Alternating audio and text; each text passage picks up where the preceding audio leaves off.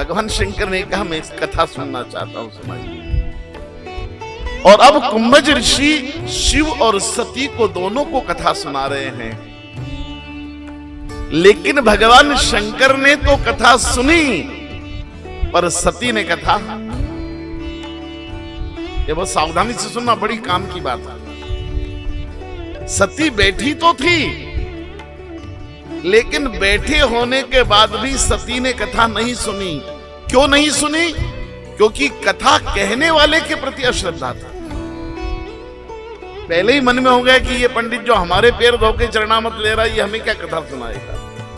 तो वक्ता के प्रति अश्रद्धा हो जाए तो फिर कभी कथा में मन नहीं लगता। इसलिए मैं बहुत आग्रह पूर्वक कहता हूं कि कथा के पांडाल में जाकर कथा सुनो, कि टीवी पर कथा सुनो, कि यूट्यूब पर कथा सुनो।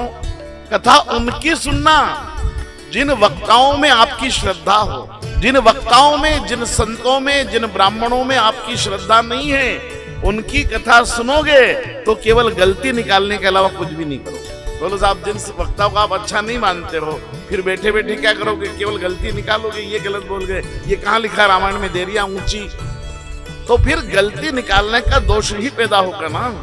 इसलिए आग्रह केवल एक है कि वक्ता के प्रति श्रद्धा चाहिए ही चाहिए।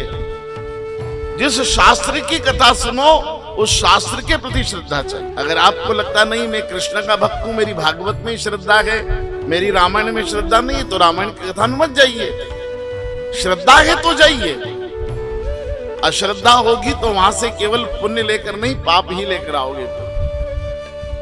इसलिए शास्त्र के प्रति श्रद्धा, श्रोता के प्रति श्रद्धा और यजमान के प्रति श्रद्धा, तीनों में श्रद्धा हो तो कथा सुनने जाए।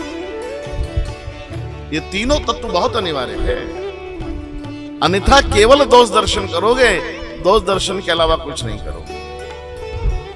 सती बैठी तो थी, फिजिकल तो बैठी थी, लेकिन मन से कथा नहीं सुनी। और भगवान शंकर ने श्रद्धा पूर्वक, ध्यान पूर्वक कथा सुना।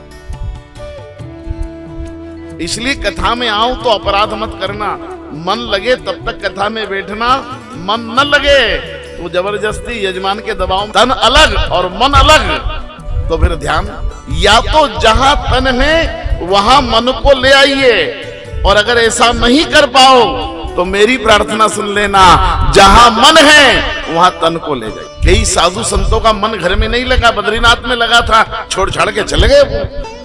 हमने पूछा क्यों जा रहे हो? बोले जहां मन है वहीं तन को ले जा। तन और मन जहां एक हो जाए उसी को ध्यान कहते हैं, और तन और मन बिखर जाए उसी को बदहोशी कहते हैं। इसलिए प्रार्थना है कथा में तन और मन को एक करके बैठिए, इस तन को भी बैठाइए और भगवान की कथा में मन भी लगाइए। शिव ने तन से भी बैठकर कथा सुनी और भगवान शंकर ने मन से भी बैठकर कथा सुनी, लेकिन सती ने केवल तन को रखा, मन को वहां नहीं रखा। इसलिए कथा का आनंद ही नहीं आया सती को।